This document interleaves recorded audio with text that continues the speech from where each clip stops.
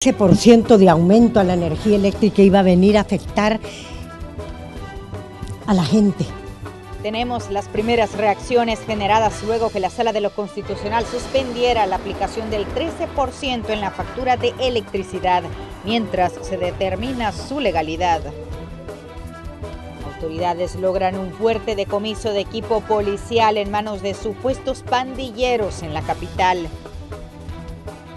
Quedó libre el exdirector de centros penales Nelson Rauda y será procesado en libertad por el caso Tregua entre pandillas. Hasta 3 meses podrían durar los trabajos de reparación de cárcava formada en el Boulevard Tutunichapa. Se registran varias explosiones en la capital de Bélgica. En minutos le contamos el origen de los incidentes. Un saludo a los televidentes que sintonizan Noticiero Hechos a través de la señal de Canal 12 y también a los que nos sintonizan en nuestra transmisión en vivo por Facebook. Noticiero Hechos te informa más. Somos el primer noticiero del país en transmitir vía Facebook nuestras emisiones. Muchísimas gracias por su preferencia. Buenas noches, son las 8:01. Mi nombre es Roxana Webb. Y estas son las noticias. Vamos a empezar con una información en desarrollo. Una tarde y noche de varias resoluciones de la Sala de lo Constitucional que han sorprendido a más de alguno. Vamos a saludar a Crisia Recinos, quien se encuentra desde la sala de redacción, para contarnos un poco más de 4 resoluciones, entre estas la declaratoria inconstitucional de la ley de amnistía. Crisia, adelante, buenas noches.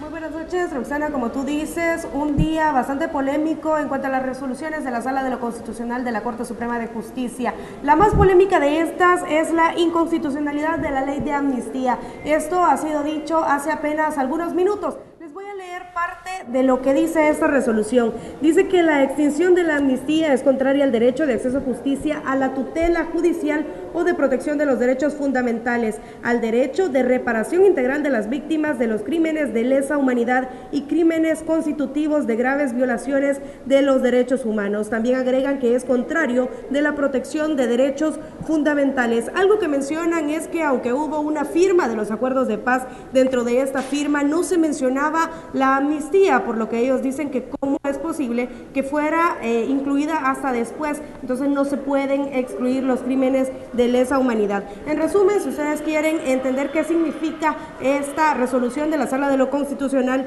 dice, abre la puerta directamente al debate de crímenes de guerra calificados como lesa humanidad. ¿Qué significa crímenes de lesa humanidad? Son aquellos que han sido declarados así por la Corte Penal Internacional. Entre estos están el asesinato, exterminio, la deportación o desplazamiento forzoso, entre otros. Esto también han dicho los magistrados que van a ser estudiados. Se va a estudiar caso por caso para determinar si estos son de lesa humanidad. Ayer el magistrado Rodolfo González hablaba al respecto y hablaba de la posibilidad de esta declaración. Los dejo con parte de lo que dijo el magistrado el día de ayer.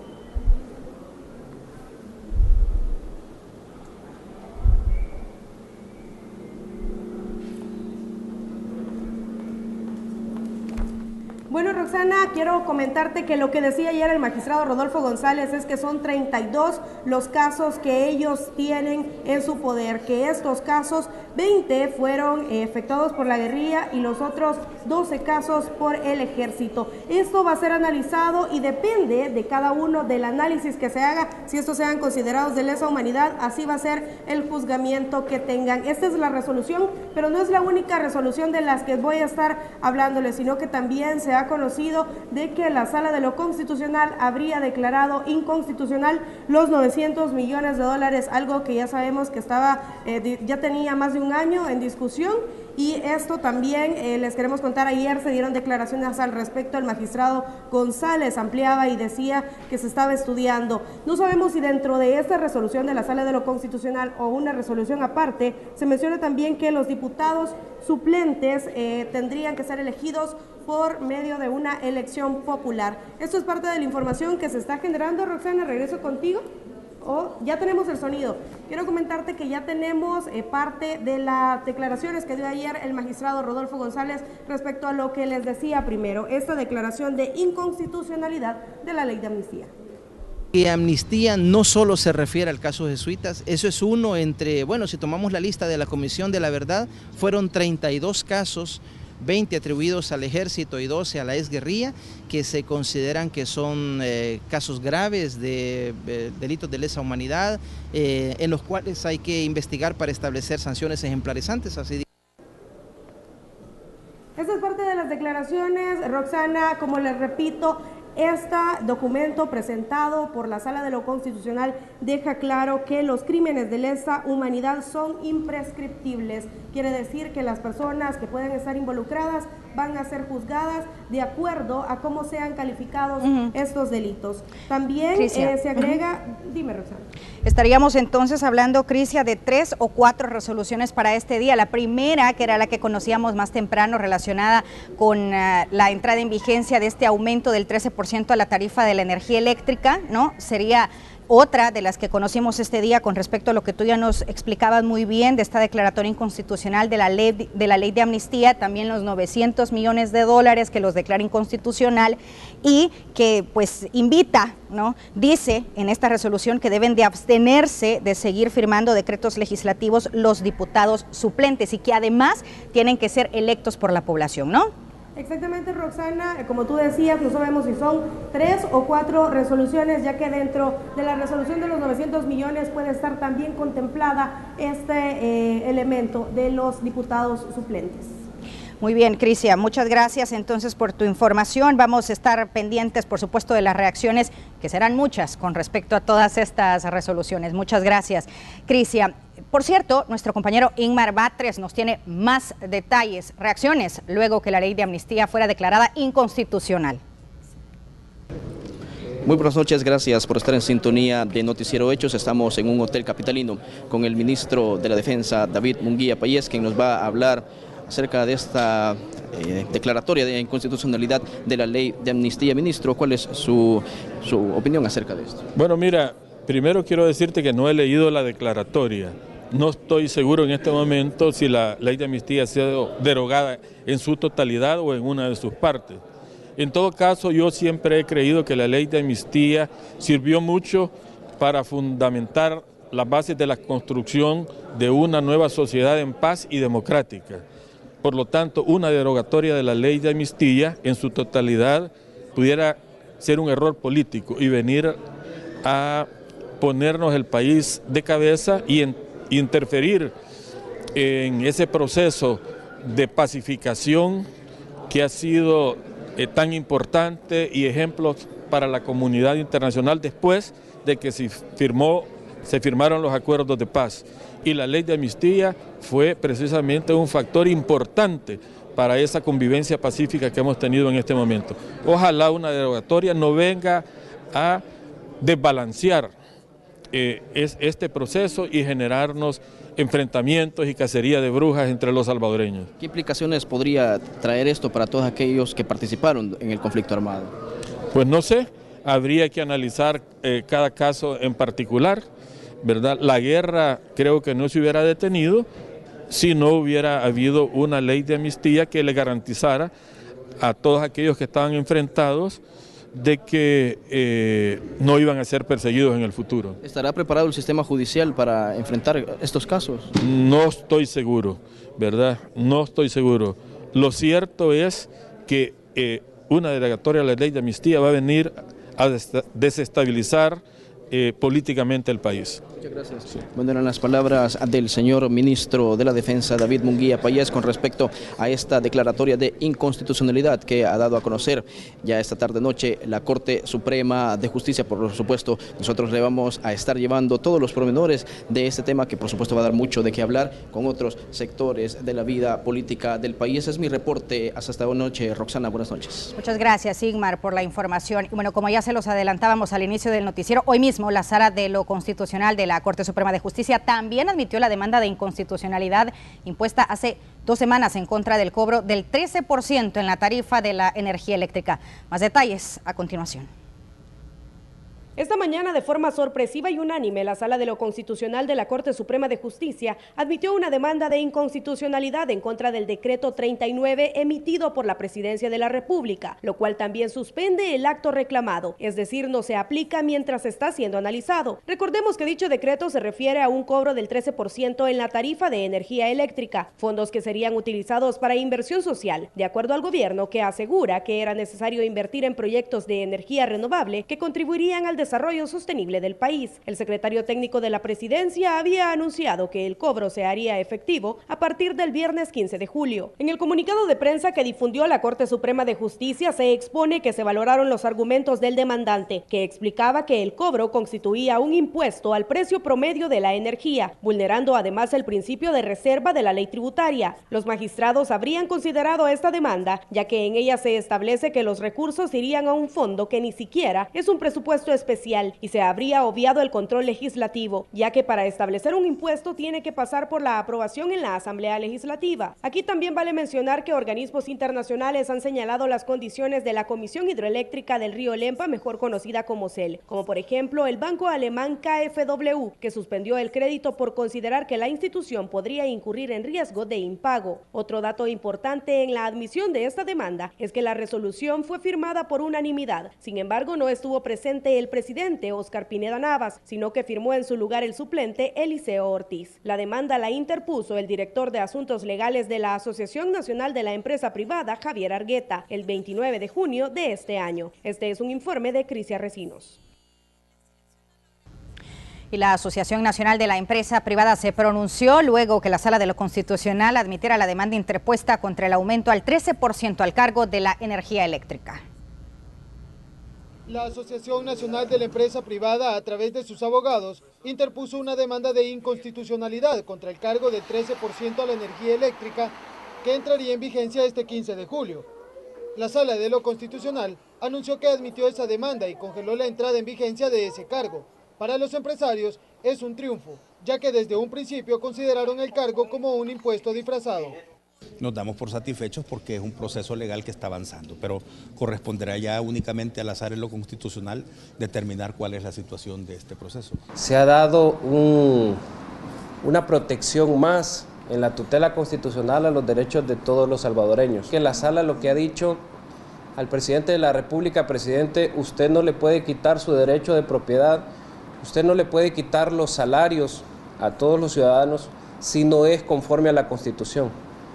La Sala, en la admisión de la demanda, considera que existen planteamientos que deben ser analizados porque pueden incurrir en violaciones al sistema legal establecido. Por ejemplo, se expresa que es la Asamblea Legislativa la única que puede aprobar impuestos. El cargo del 13% se puso en marcha a través de la reforma a un reglamento vía decreto firmado por el presidente y por el ministro de Economía.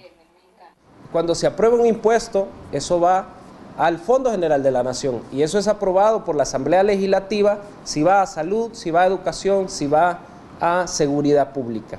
Eso no sucedió en el caso del cargo, porque el presidente de la República, a través del reglamento, decidió figurar este impuesto como cargo, pero además decidió enviarlo a una institución pública que está lastimosamente cuestionada, una institución pública que además le están negando préstamos internacionales. La suspensión provisional del cargo del 13% a la energía eléctrica es una medida cautelar.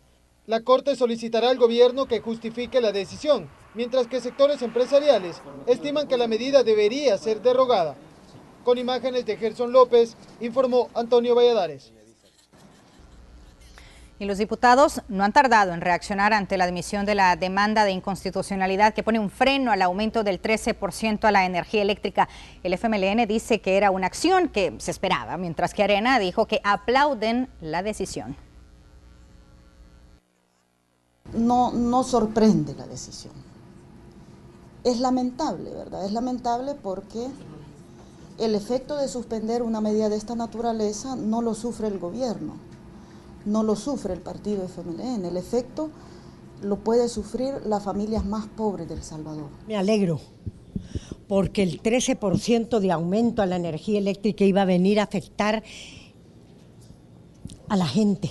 El frenarle el aumento a la tarifa de la energía eléctrica a los salvadoreños, creo que se puede ver como positivo, ¿verdad?, para la población salvadoreña, no así para el gobierno que tiene problemas financieros.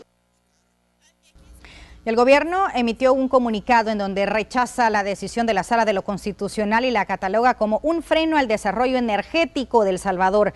En el escrito se asegura que la Presidencia de la República defiende la constitucionalidad del cargo del 13% al kilovatio hora por parte de las tarifas de electricidad y en concepto de inversión social para nuevas formas de energía. Reitera que este cargo significa únicamente 1 centavo por dólar por kilovatio hora, sin afectar a más de 1 millón de hogares, un 70% de los mismos, quienes mes a mes reciben el subsidio del gobierno al consumir al menos 99 kilovatios.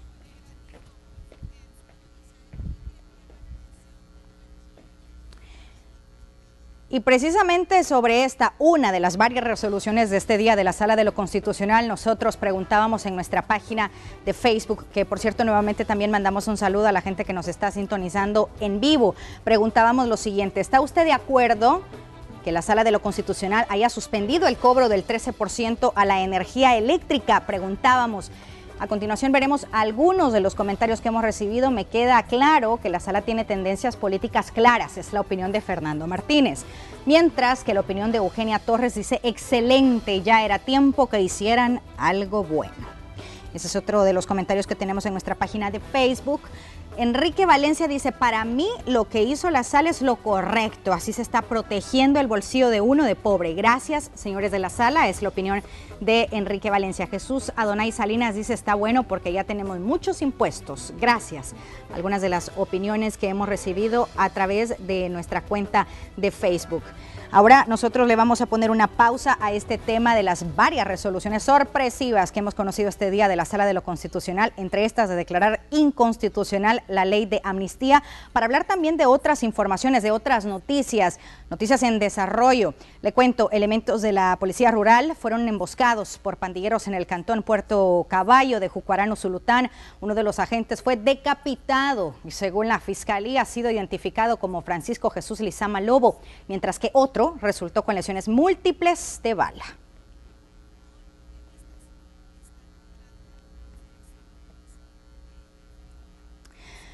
Los diputados hablaron de cuáles deberían ser los temas a tratar en un pacto fiscal. Arena y el FMLN difieren en sus posturas. Las finanzas del país no atraviesan por buen momento. El endeudamiento ya superó el 60% del Producto Interno Bruto. Los diputados reaccionaron al llamado que hizo el presidente de la República de un pacto y la aprobación de una ley de responsabilidad fiscal. Arena y el FMLN hablaron de cuáles deberían ser los temas a poner sobre la mesa. Reducir el gasto público fue tema de discusión. Por supuesto que debería revisarse incluso viáticos, viajes, alimentación, incluso salarios. En un momento como este, cuando hemos tenido un crecimiento de más de 40.000 empleados públicos en los últimos 7 años, que significan 700 millones al año, pues obviamente habría que reconsiderar el tamaño del Estado. Hay necesidad de fuentes de trabajo, pero si ni la empresa privada ni el Estado asumen, y entonces ¿quién le va a dar el trabajo a la población? Es decir, hay que ser serios en esto. La oposición política critica que en 7 años de gobiernos del FMLN se han aprobado al menos 22 nuevos impuestos y por año se han aprobado $1.000 millones en préstamos y a pesar de ello el dinero no les alcanza. La evasión de impuestos se debe combatir, dicen los políticos. Entrar en una, llamémosle, negociación clara, abierta sobre qué préstamos urgen, porque también vía impuestos no es posible lograr cubrir el déficit que actualmente se tiene. No es la primera ocasión que se habla de un pacto en materia económica. Incluso en la Asamblea no ha presentado mayor avance una propuesta de ley de responsabilidad fiscal. Algunos son de la idea que el acuerdo debe ser entre gobierno y sectores productivos, dejando de lado a los partidos políticos. Si creen que los partidos políticos pueden ser un obstáculo para que ese entendimiento fiscal no progrese, pues nos apartamos. Extraoficialmente se sabe que sobre el pacto fiscal ya han iniciado conversaciones en Casa Presidencial entre el Ejecutivo, empresarios y políticos. Con imágenes de Israel Cortés, informó Raúl Hernández. Precisamente en la entrevista de Noticiero Hechos, el presidente de la Asociación Nacional de la Empresa Privada, Luis Cardenal, llamó al Ejecutivo a construir un pacto por el crecimiento, esto como propuesta, las palabras del presidente Salvador Sánchez Serén, quien instó a las fuerzas vivas a un pacto fiscal tras reconocer el detrimento de las finanzas públicas. Ya no es de hablar de un pacto fiscal, porque si hablamos de un pacto fiscal probablemente lo que va a pretender el gobierno, como lo ha hecho en ocasiones anteriores, es ver de cómo le saca más agua a la piedra, con qué otro impuesto, con qué otro cargo, con qué otra argucia le saca más dinero a la población. Nosotros le queremos hacer, y aquí lo hacemos por primera vez, le hacemos una propuesta pública al presidente de que lo invitamos a un pacto por el crecimiento, no a un pacto fiscal, sino a un pacto por el crecimiento. Porque la crisis fiscal que vivimos no es una causa, es un efecto. Y es un efecto de malas políticas públicas, de un modelo equivocado. Y ante las declaraciones del presidente de la ANEP, Luis Cardenal, hubo reacción por parte del vicepresidente de la República, que asegura pueden ejecutarse tanto un pacto fiscal como un pacto por el crecimiento para mejorar la economía nacional.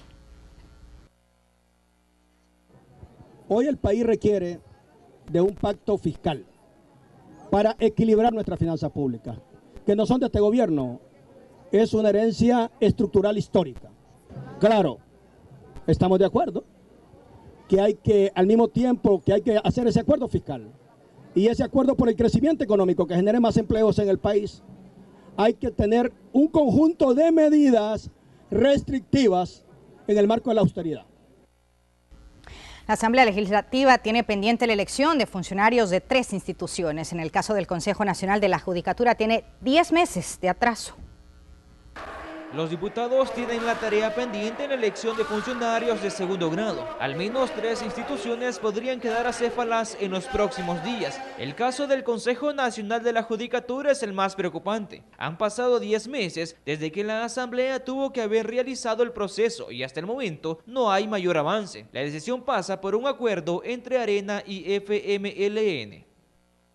Es el momento de establecer una metodología que dé más certeza a la hora del cumplimiento de los plazos para elecciones de funcionarios de segundo grado. Con el Consejo de la Judicatura ya vamos a cumplir un año en el mes de agosto.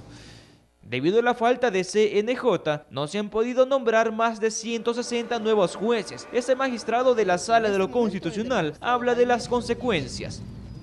Se tiene la incertidumbre en cada tribunal. Si este juez va a continuar ahí, por cuánto tiempo, o se va a renovar con un juez propietario propuesto por el CNJ. Esa es la afectación que en este momento se está teniendo. Otro tema que requiere del acuerdo de los 2 principales partidos políticos es la elección del Procurador para la Defensa de los Derechos Humanos. David Morales culmina su periodo el 8 de agosto. Ya hemos iniciado las reuniones y estamos ya esperando los expedientes para iniciar el proceso de depuración de los expedientes. La Corte de Cuentas también podría quedar acéfala a partir del 29 de julio, fecha límite que ha dado la Sala de lo Constitucional para la elección de los magistrados. A pesar de que son las elecciones de funcionarios de 3 instituciones las que están en juego, los diputados niegan que tengan intereses de elegir en combo y repartirse los cargos. Nunca he escuchado yo hablar de un combo, y peor con conveniencias de tipo partidario, así es que yo descartaría eso, al menos por nuestra parte. Yo no creería hasta este momento, porque los procesos van distintos, ¿ve? Y ojalá saliéramos de la deuda. A excepción del Procurador de Defensa de los Derechos Humanos, las otras 2 elecciones del CNJ y Corte de Cuentas son correcciones hechas por la Sala de lo Constitucional a los diputados. Con imágenes de Israel Cortés, informó Raúl Hernández. Por cierto, el presidente de la Corte de Cuentas ha reaccionado luego que fuera ordenada la elección de nuevos magistrados de la Corte de Cuentas. Los diputados tienen hasta el 29 de julio para elegir a los nuevos funcionarios. A esta altura de la situación, seguir hablando de la misma afiliación partidaria, yo considero que ya no vale la pena. El que hasta ahora sigue siendo magistrado presidente de la Corte de Cuentas prefiere no ahondar en la resolución emitida por la Sala de lo Constitucional, que establece que existe una afiliación partidaria y por ello su elección es inconstitucional. Ya esto es caso cerrado, ya hay una resolución, se va a respetar y me parece que no amerita seguir en esta misma situación. El hecho de que un ciudadano firme un libro, eso no constituye una afiliación a un partido político. Dice que lejos de oponerse a una resolución la acatará y espera que los diputados nombren a los nuevos funcionarios a la mayor brevedad. Estamos en completa disposición de respetar y cumplir la resolución. Ya cada quien puso su parte, cada quien hizo lo que tenía que hacer. Y a este momento estamos por esperar que se llegue el día en que la sala dijo que a ese momento cumplíamos nuestra función. El documento fue dado a conocer el pasado 24 de junio y manda también a que sean nombrados el primero y segundo magistrado, cargos que actualmente están siendo ocupados por Raúl López y Marco Antonio Grande, respectivamente. Este último magistrado dice que en su caso no se ha dado una resolución por una afiliación partidaria.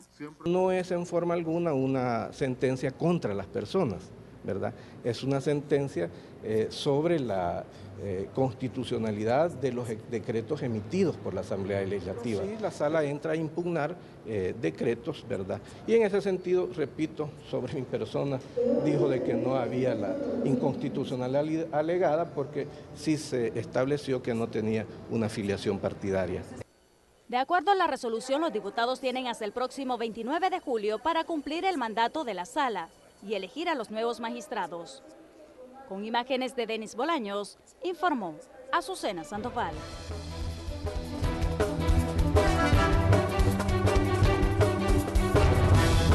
Vamos ahora con la sección Hechos en Redes. Vamos a conocer las publicaciones, el movimiento de algunas de nuestras publicaciones en Facebook.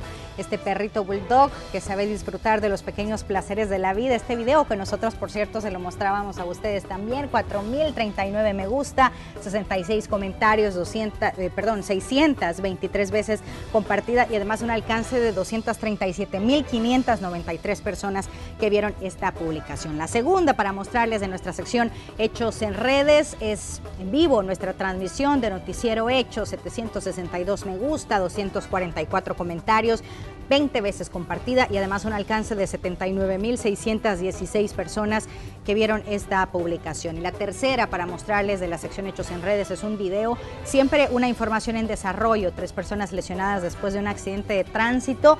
Esto pues ocurrió ya hace unas horas, pero era una información en desarrollo cuando la compartíamos con ustedes, 10 comentarios, 37 veces compartida y además con un alcance de 70.795 personas que vieron esta publicación. Para estar muy bien informados, actualizados con las noticias más importantes a nivel nacional o internacional o datos curiosos, videos interesantes y también nuestra emisión en vivo, los invitamos a que nos busquen en Facebook como Noticiero Hechos y también nos pueden encontrar en otras redes sociales como Instagram o Twitter, siempre como Noticiero Hechos.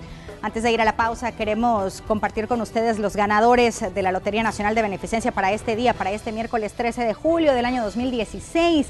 El tercer premio, $10,000, el número ganador 38598, vendido en Agencia San Salvador. El segundo premio de $20,000, el número ganador el 17841, vendido en Agencia Chalchuapa. Y el primer premio de $110,000, el número ganador 46098, no fue vendido, se acumula y arranca en $210,000. En minutos le diremos cuáles fueron los municipios que cerraron junio con 0 homicidios, pese a que han sido considerados como zonas peligrosas. Las imágenes que a continuación verá en pantalla son del fuerte decomiso de equipo policial realizado por la Fuerza de Tarea Antiextorsiones de la Fiscalía General, que además logró la captura de 2 pandilleros. Lo incautado incluye 40 arneses con portacargadores de fusil, 40 cinturones tipo policial, 33 fundas para armas tipo piernera, 30 gorros tipo navarón, 39 cinturones para portafusil, 2 armas de fuego, 9 celulares, un radio de telecomunicaciones y $975 en efectivo. Los imputados fueron detenidos en la zona conocida como Edificios Morados de San Salvador, donde uno de estos trabajaba como vigilante. Fueron identificados como William Ramírez Morán y William Rodríguez Mengíbar, ambos miembros de pandillas. Penal de a la detención a favor de Nelson Rauda, exdirector de la Dirección General de Centros Penales, y para Anílber Villeda Rodríguez, ex inspector, ambos acusados por la Fiscalía General de la República de introducción de objetos ilícitos a los centros penitenciarios durante la tregua entre pandillas. La Cámara Especializada confirmó la resolución de la jueza especializada y, por supuesto, este día se concretó de parte del tribunal la orden emanada de parte de la Cámara respectiva. Uno es que se tienen que presentar cada 8 días al tribunal, obviamente no cambiar de domicilio, si lo hicieren pues comunicarlo al tribunal, no salir del país, no tener comunicaciones con algún tipo de personas que puedan afectar la investigación, el proceso y por supuesto no visitar centros penales también. En San Miguel se decretó instrucción formal con detención provisional para 4 miembros de la PNC y 4 civiles supuestamente vinculados a un grupo de exterminio, y se decretó medidas sustitutivas a la detención al inspector Jesús Antonio Maradiaga. La Fiscalía lo señala por homicidio agravado, homicidio en grado de tentativa, agrupaciones ilícitas y privación de libertad. Los policías que deberán seguir en prisión son el subinspector Nelson Alvarenga Ramírez, el sargento Jaime Balmore Villacorta Lizán. La resolución de la jueza establece que ellos van a permanecer en la sede del grupo de reacción policial y nosotros vamos a dar cumplimiento a esa disposición, tal como ya no puedo pronunciarme acerca de la resolución, porque en primer lugar nosotros respetamos las resoluciones de los jueces, no solo las respetamos, sino que las acatamos, ¿verdad? Pero eso no varía en nada nuestra posición de apoyo al procedimiento que nuestros compañeros del GRP realizaron y el apoyo que no solo es expresado a través de una declaración pública, sino también a través de acciones concretas, como por ejemplo el nombramiento de defensores.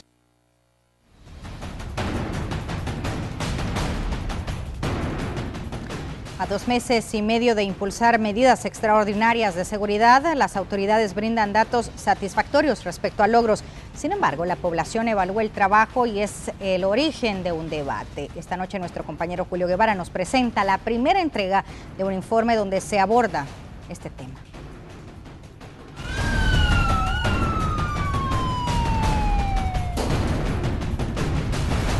Fue necesario llegar con toda la fuerza de la ley a zonas identificadas como guarida de delincuentes.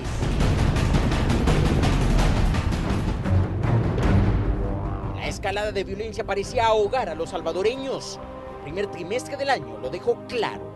2003 homicidios. Los 10 municipios más violentos del país fueron intervenidos por policías y militares de inmediato. Uno de ellos, Colón en La Libertad, donde las medidas extraordinarias parecen dar resultados positivos. 13 homicidios en enero, 8 en febrero, 4 en marzo, 1 en abril, 2 en mayo y en junio no tuvo ninguno. Junio finalizó con 0 homicidios en Colón. Sí, una zona considerada peligrosa parece por el momento controlada. En cuanto a muertes violentas se refiere, no es el único municipio sin hechos sangrientos. Mexicanos, Soyapango, Zacatecoluca, donde en el mes de junio no se cometió ni un solo homicidio. ¿Números positivos? Claro que sí. Si nos basamos que en los 10 municipios más peligrosos del país, es decir, Soyapango, Mexicano, Ciudad Delgado, Zacatecoluca, Cojutepeque, Quilisco, San Salvador, Santa Ana, Sonsonate y Colón, hubo 187 asesinatos solo en enero. El dato en el mes actual refleja una baja considerada. A esta fecha del mes de julio, En esos 10 municipios se han cometido únicamente 21 homicidios y en los 81 sectores donde en enero cerramos con 41 se han cometido únicamente 2 homicidios hasta el día de ayer. Estadísticas alentadoras para los encargados de seguridad pública. Sin embargo, en las comunidades el temor por la delincuencia persiste. Se comprueba en municipios con 0 homicidios en junio. En estos lugares, las calles desde hace un mes dejaron de teñirse de sangre, pero los habitantes mantienen en su mente que viven en zonas siempre señaladas como peligrosas. Estamos igual, Maite, no hay nada de seguridad, nada. Se siente lo mismo uno, que no se mira cambio, nada. La inseguridad se percibe, pues porque realmente no, aunque se ha dado un despliegue, pero la percepción es que todavía hay un gran clima de inseguridad. O sea, usted no sabe ahorita si va a llegar, sale de su casa y no sabe si va a llegar en bolsa, hecho pedacitos o sabe en qué, ¿verdad? Declaraciones que contrastan a las brindadas por funcionarios del Gabinete de Seguridad, que hacen pensar. Si bien es cierto, las muertes violentas se están controlando en algunas zonas, aún falta trabajar estrategias para que la población vuelva a sentirse segura. Con imágenes de Alfredo López, Julio Guevara, Noticiero Hechos. Estén pendientes de la segunda entrega de este reportaje especial preparado por Julio Guevara. Muchas gracias, Julio, por la información. Bueno, y cuando son las 8 de la noche con 40 minutos vamos a retomar el tema de las resoluciones de la Sala de lo Constitucional, las que ha emitido este día. Una de estas relacionada con la inconstitucionalidad, declarando inconstitucional la ley de amnistía. Precisamente para abordar un poco más este tema vamos a saludar vía teléfono a Otto Romero, exministro de la Defensa. Exministro, buenas noches, muchísimas gracias por tomar nuestra llamada. No, compartir. ¿Dónde está la hora? Tiene opinión del Estado de Defensa sobre la verdad. Bueno, el declarar la inconstitucional entiendo que lo están haciendo diferentes todos los la humanidad de su museo. Mire, a mi opinión es para Bueno, parece que tenemos problemas con el audio, con esta llamada telefónica con el exministro de la Defensa, Otto Romero, precisamente para conocer un poco más las reacciones después de que se conociera esta resolución de la Sala de lo Constitucional que declara inconstitucional la ley de amnistía. Vamos a retomar la llamada más adelante, mientras queremos invitarlos a ver las noticias del acontecer empresarial a continuación.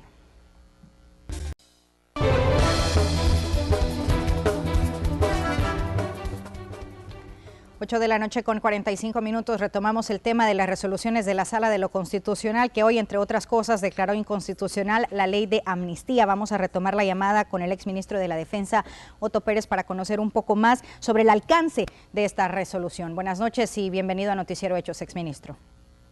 ¿Cómo no? Aclarando, Otto Romero, Otto Pérez es nuestro amigo de Guatemala. Bueno, mire, Roxana, yo le decía que el comunicado de prensa de la Sala Constitucional declarando inconstitucional la ley de amnistía del año 93, me parece que es un golpe muy fuerte, un golpe bajo a los procesos de paz en El Salvador. Entonces es bueno que los salvadoreños vean que durante el proceso de paz hubo 4 leyes de amnistía, una en el 83, una en el 87, una en el 92 y una en el 93. Vea usted la forma tan perversa que actúan ideológicamente, derogando únicamente la ley del 93, que es la que protegía en su gran mayoría a las acusaciones que están metidas en el famoso informe de la Comisión de la Verdad, que de verdad tiene muy poco. Es un informe basado en puros rumores, según dice que recibieron unos extranjeros que se suponían honorables y ayudados por una serie de amanuenses, que la gran mayoría de ellos eran comunistas de estas universidades que son antimilitaristas naturales. Es claro, el producto iba a ser un informe de la Comisión de la Verdad totalmente cargado ideológicamente, donde toda la documentación de los 5, 6 o 20 folders que presentó el Estado Mayor sobre los hechos que pasaron, casi nada lo tomaron en cuenta. Luego, a mi criterio, acaban de abrir una puerta que no le conviene a ningún salvadoreño, no hace un mejor país. Lo único que hace es llenar de dinero a todos esos abogados mercenarios que andan ahí acusando a nuestros excomandantes y que pertenecen a la CJA y a otra serie de organizaciones de derechos humanos que viven de lucrarse jurídicamente. Sí. Sí. Lamentablemente la sala ya lo emitió y hay que acatarlo, y ojalá que la Asamblea tenga la sabiduría suficiente como para emitir otra ley de amnistía que cierre lo que acaba de abrir la sala de lo constitucional. Ok. Muchas gracias por su tiempo, exministro. Buenas noches. Escuchábamos al exministro de la Defensa, Otto Pérez. Nosotros vamos a seguir con más noticias. Las autoridades de Obras Públicas verificaron los avances de las obras frente a Sertrasen, zona, recordemos, del hundimiento ocurrido la semana pasada. Han avanzado en trabajo de protección de taludes y se preparan para la reconstrucción del tramo colapsado de Bóveda. El ministro Gerson Martínez, después de recorrer la zona, explicó a qué se debió el hundimiento. Ya la bóveda impide que las aguas siguieran su cauce natural. Y ustedes pueden observar el desvío que hace. Ya no sigue el cauce natural, sino que hace un desvío artificial. Aquí observamos que sigue una recta, casi perfecta. Pero en este punto hay 3 o 4 sistemas de construcción. La intervención será mayor a lo esperado. Si bien lo colapsado fueron 15 metros de bóveda, los trabajos sobrepasarán los 100 metros del tramo, pues la zona está vulnerable y aclararon que utilizarán dinero del Fovial. $550,000. Quiere decir, estas obras incluirán tanto la reparación del evento que tenemos como reparar 110 metros lineales adicionales de bóveda. Si sumamos lo que anteriormente ya ejecutamos, más lo que vamos a ejecutar acá y que ya estamos trabajando, sumará un poco más de $1.1 millón. La obra, que mantiene cerrado el tramo entre el Redondel México y la 25 Avenida Norte, requerirá de reforzamiento y colocación de malla de acero en la bóveda en aproximadamente 110 metros, pero las autoridades aclararon que los negocios cercanos no se verán afectados. Y hemos optado por una técnica de concreto lanzado con mallas de concreto internas de la bóveda. Es decir, vamos a hacer un reforzamiento interno de dicha bóveda, lo cual ejecutaremos de manera subterránea sin afectación a los vecinos que están arriba. A estas obras se suman otras hechas en la misma bóveda aguas arriba por un monto de $700,000. Para superar por completo el problema, aclararon que se requieren $5 millones, de lo contrario se correría el riesgo que el episodio se repita con el paso de los años. Con imágenes de Ricardo Tovar, informó Claudia Cuchco. Se aproximan las vacaciones agostinas y las autoridades de turismo proyectan un incremento de visitantes y divisas.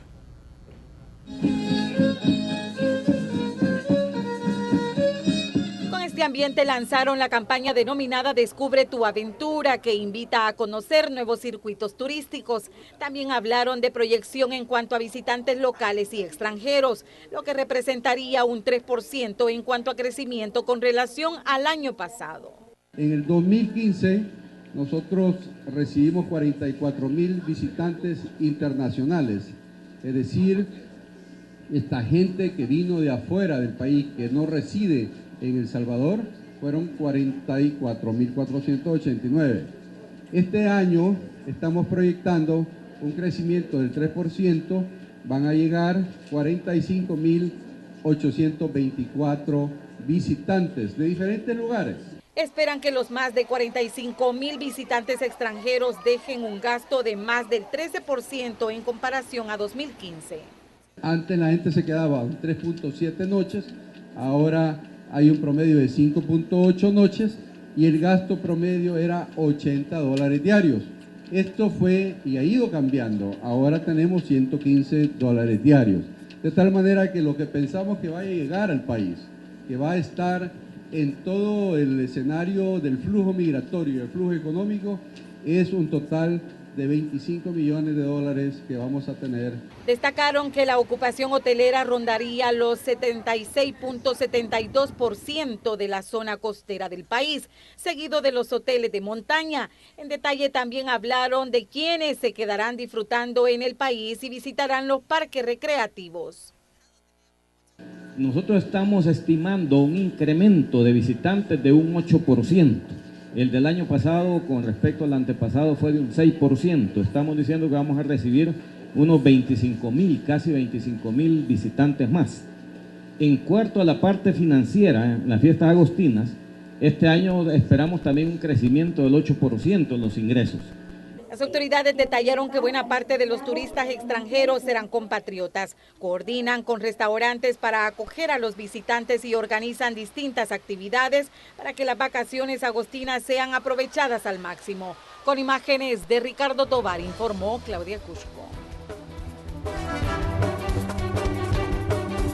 La empresa privada organizó un evento donde se discutirán temas de inversión extranjera en el país. México fue el invitado especial para hablar de los negocios de ese país en El Salvador.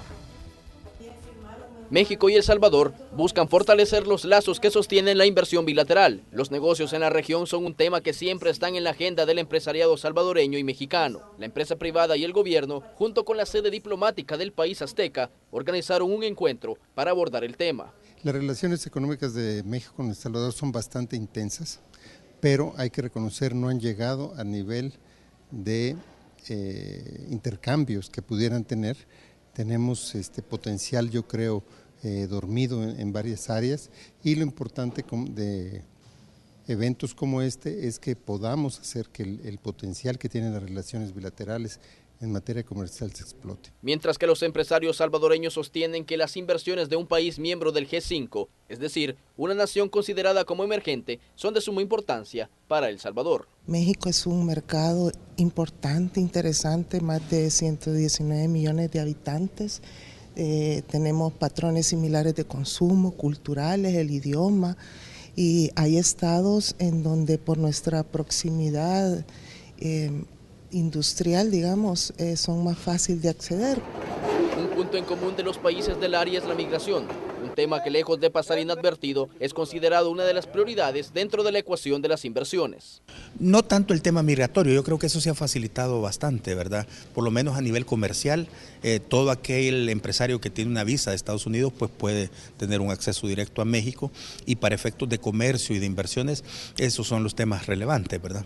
En este evento también se aprovechó para hacer el lanzamiento oficial de una empresa para que exportadores centroamericanos puedan acceder al mercado mexicano a través de la contratación de servicios de transporte. Con imágenes de Gonzalo Tejada, informó Inmar Batres. Momento de despedirnos. Muchas gracias por habernos acompañado. Hasta mañana. Buenas noches.